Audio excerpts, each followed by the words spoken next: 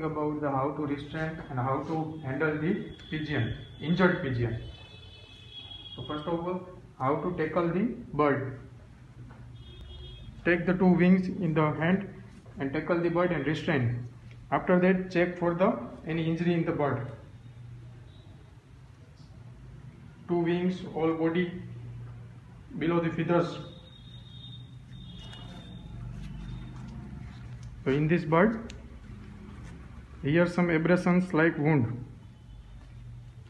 Okay? It's a minor wound. Take the betadine gauze and clean with the betadine gauze. After that, clean with the normal cotton for antiseptic dressing.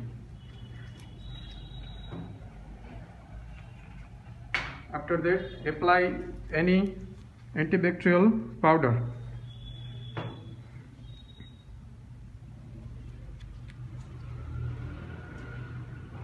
Check his eye conjunctival color for the normal clinical examination, beak for the any viral infection or not. Administration of drug for orally, multivitamins to reduce stress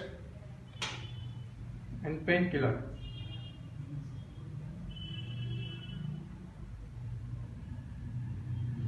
If wound is severe, then give antibiotic also.